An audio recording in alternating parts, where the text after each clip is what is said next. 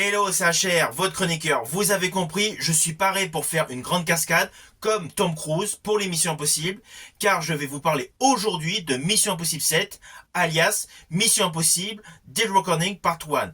Alors pourquoi j'ai décidé de vous en parler aujourd'hui?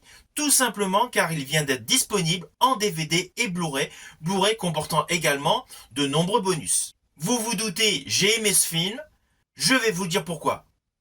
Let's go!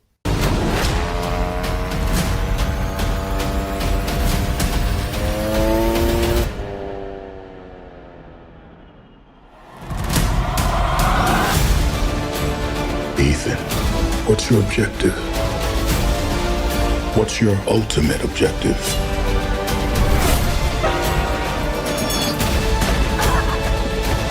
Your life will always matter more to me than my own.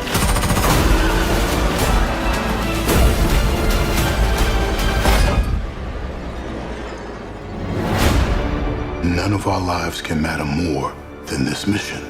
I don't accept that.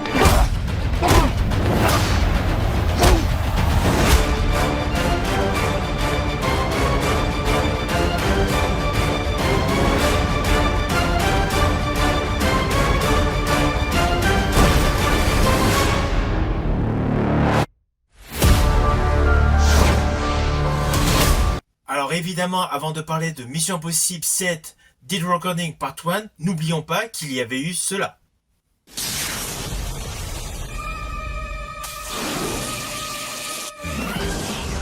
Simple game.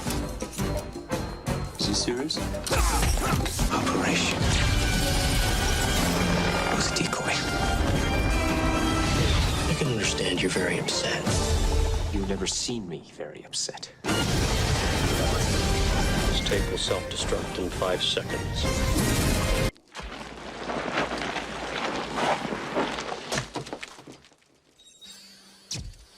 Agent located.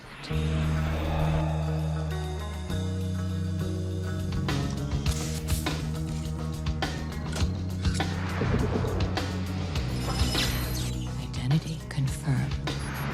Good morning, Mr. Hunt. Sorry I barged in on your vacation.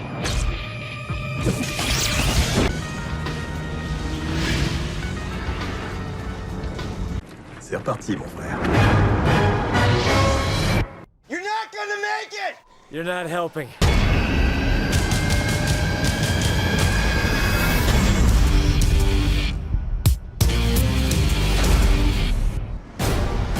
Ouvre la porte! Allez vite! Ouais, bah j'essaye. Reggie, ouvre cette porte tout de suite! Oh, c'est pas vrai.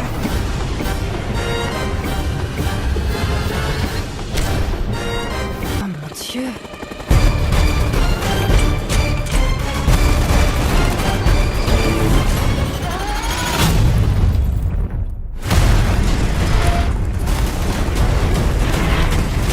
Mission impossible, Fallout. Alors le thème principal de cet opus est l'intelligence artificielle, également appelée dans le film entité. Bien évidemment, elle est convoitée par des hommes avides de pouvoir et malsains. Alors cette histoire est totalement captivante et la réalisation nous immerge intégralement au cœur de cette intrigue où il y a de multiples rebondissements. Bien évidemment, nous retrouvons tous les thèmes forts toujours présents depuis le début de la saga, je pense notamment dès le premier opus réalisé par Brian De Palma. This tape will self-destruct in 5 seconds. Car outre le fait des impressionnantes scènes d'action et des cascades interprétées par Tom Cruise, les films présentent toujours les tiraillements intérieurs que perçoit le personnage Ethan Hunt, interprété bien évidemment par Tom Cruise. Le personnage d'Ethan Hunt doit toujours composer avec le côté professionnel, le côté officiel de la mission et les sentiments. Il y a toujours une dualité. Néanmoins, la grosse innovation, la grosse nouveauté de cet opus est le casting féminin badass. Je pense notamment à Hayley Atwell. Hayley Atwell qui interprète Grace et notamment, je pense essentiellement à la grande scène d'action vers la fin du film avec l'Orient Express.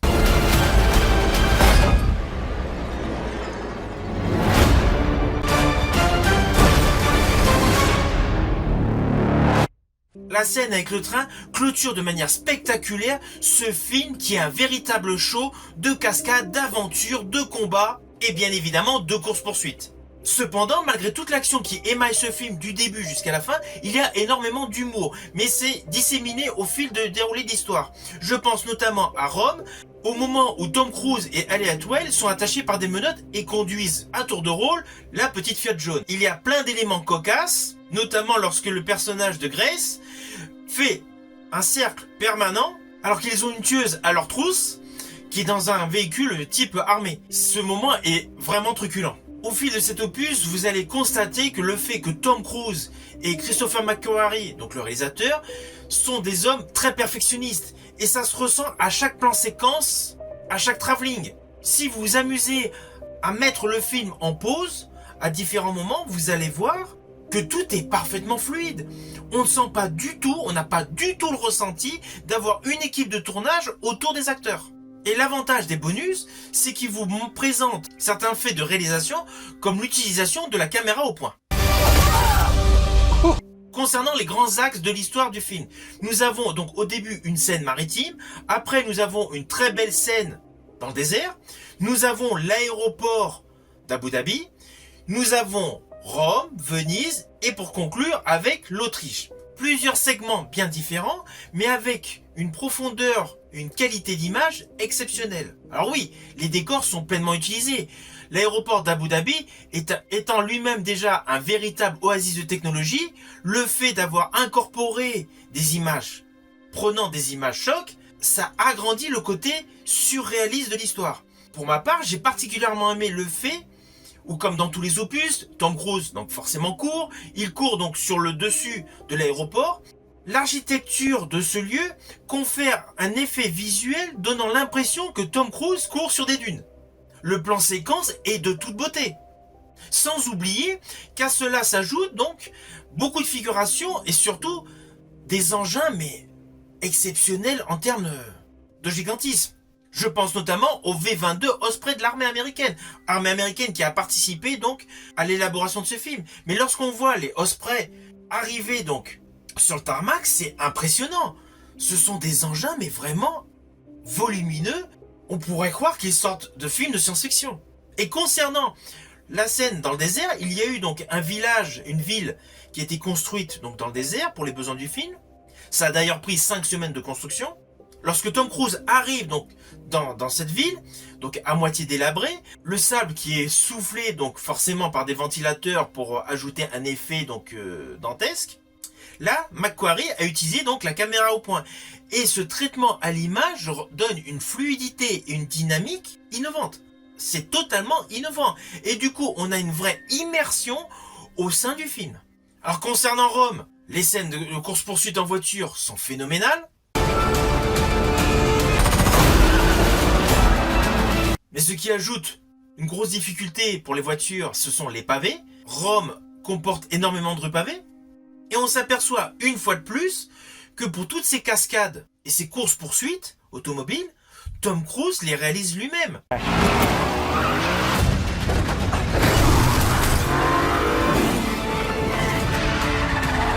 Et dans les bonus du Blu-ray, vous pourrez découvrir que tous les déplacements de véhicules que vous voyez, ce n'est pas de l'infographie informatique. Il y a vraiment eu des rues partiellement bloquées pour pouvoir tourner ces scènes de cascade, ces scènes de course-poursuite. Alors bien évidemment, il y a la fameuse scène phare de ce film, c'est le saut en moto avec Tom Cruise.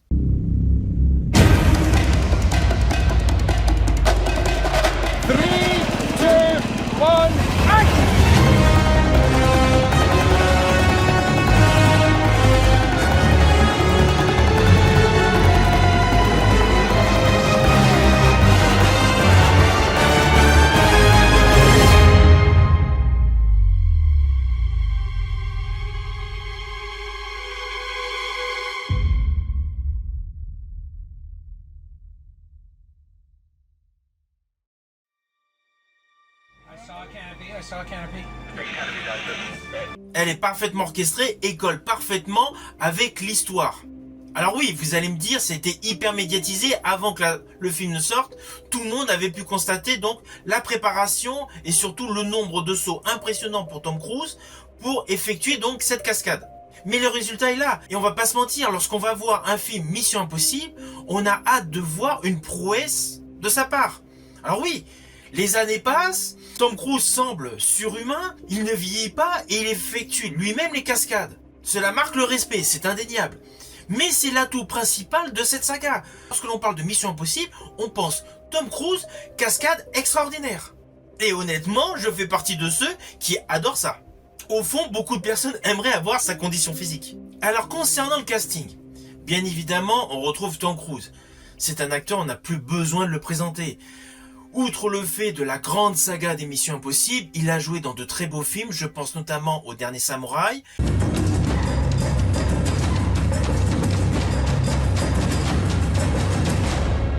Je pense au film au succès phénoménal, Top Gun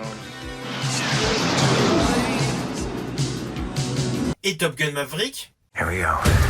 In 3, 2, 1.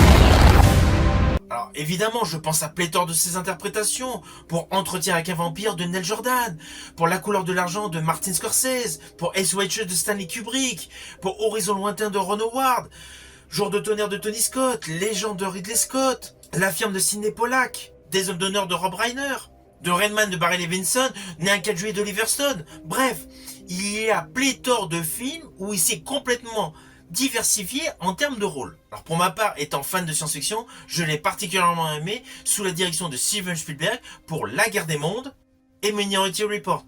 Cependant, mon deuxième film préféré associé donc au Dernier Samouraï n'est autre que Oblivion de Kosinski.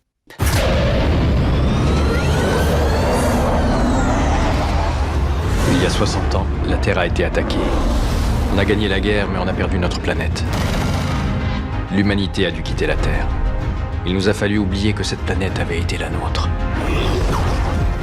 Des éléments de l'armée des Chacals sont toujours présents. À ses côtés, le casting est fort intéressant. Il y a notamment Ving Rhames, qui est avec lui dans tous les opus de la saga Mission Impossible, depuis le premier réalisé par Brian De Palma en 1996. Nous retrouvons également Simon Pegg, qui, outre le début de sa carrière plus dans la comédie, a rejoint l'équipe des Missions Impossibles depuis Protocole Fantôme. A poursuivi avec Rogue Nation de 2015 et avec Fallout de 2018. Nous retrouvons Vanessa Kirby actuellement au cinéma dans le rôle de Joséphine dans le Napoléon de Ridley Scott. Elle avait déjà joué donc Mission Impossible Fallout en 2018 et revient bien évidemment dans cet opus de 2023. Toujours côté féminin, nous retrouvons Rebecca Ferguson, également présente dans la saga depuis 2015 avec l'opus Rogue Nation, suivi de Fallout en 2018. Actrice qui a un jeu très diversifié également, on a pu la voir récemment dans Dr. Sleep de Mike Flanagan. Salut, toi.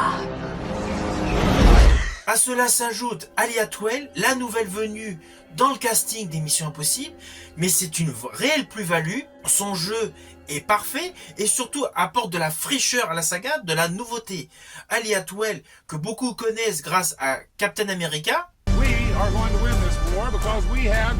mais il faut savoir que c'est une actrice très complète. Parallèlement, elle a joué au théâtre de 2005 à 2019. Sans oublier évidemment de son rôle de l'agent Carter issu du film Captain America qu'elle a repris avec la série Agent Carter. Il y a eu 2 saisons en 2015 et 2016. I will make them.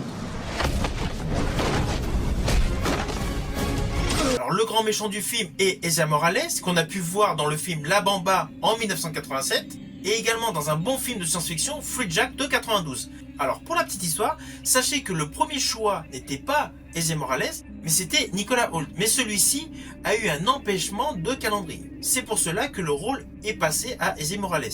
Néanmoins, la performance d'Ezra Morales est impeccable. Alors oui, certains pourraient dire que c'est un méchant caricatural, parce qu'il fait vraiment le côté donc très froid, glacial, sans état d'âme. Mais sa prestation est très convaincante. On se méfie de tous les actes qu'il peut entreprendre. Alors le film a eu de gros soucis de tournage. Pourquoi ? Parce qu'il y a eu notamment la fameuse pandémie du coronavirus. Ça a bloqué le tournage, ça fait des reports, des délais, bref. Il y a énormément d'argent qui ont été perdus à cause de ce tournage chaotique.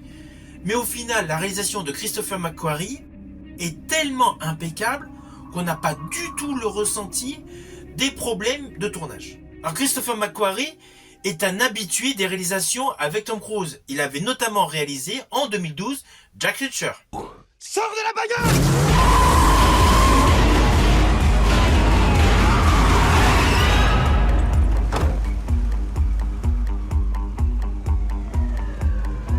Bien évidemment, il a réalisé Mission Impossible Rogue Nation en 2015. En 2018, il a réalisé Mission Impossible Fallout. En 2023, Mission Impossible Dead Reckoning Part 1. Et prochainement, Mission Impossible Dead Reckoning Part 2. Il est ainsi habitué à travailler avec Tom Cruise. Et d'ailleurs, dans les bonus du Blu-ray, vous pouvez découvrir des images concernant la préparation de ce fameux saut effectué par Tom Cruise, avec à ses côtés donc Christopher McQuarrie, qui a filmé de nombreux sauts effectués par l'acteur.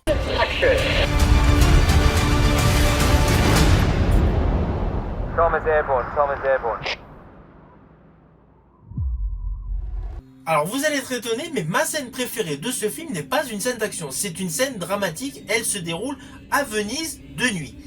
D'un côté, nous voyons le personnage Hunt, interprété par Tom Cruise, qui court pour sauver son ami Faust, interprété par Rebecca Ferguson, qui elle-même est en train de faire un combat sur un pont avec Gabriel, le méchant interprété par Ezra Morales. Cette scène de combat est tournée à la manière d'un ballet.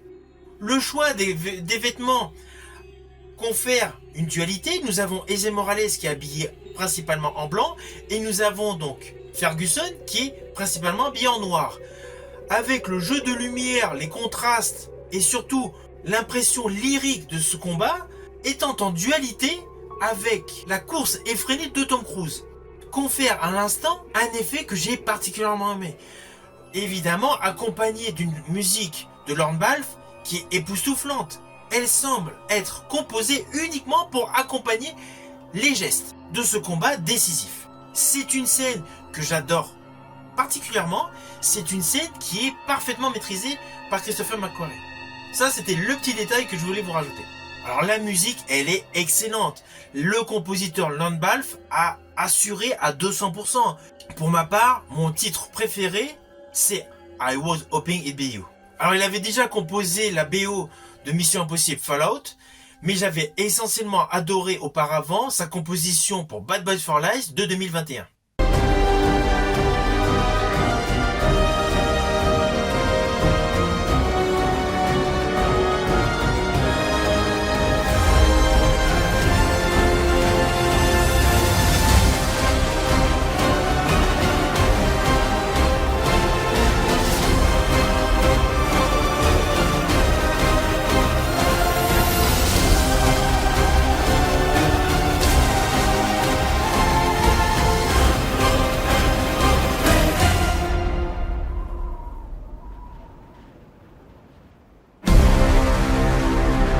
Alors au final, ce nouveau segment de la saga Mission Impossible est survolté. Il est hyper dynamique, je pense notamment aux scènes de course-poursuite dans Rome.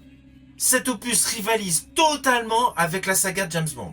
Je dirais même que cet opus est au-dessus en termes scénaristiques et en termes de réalisme. Ce 7e opus est très bon, je dirais même qu'il frôle la perfection.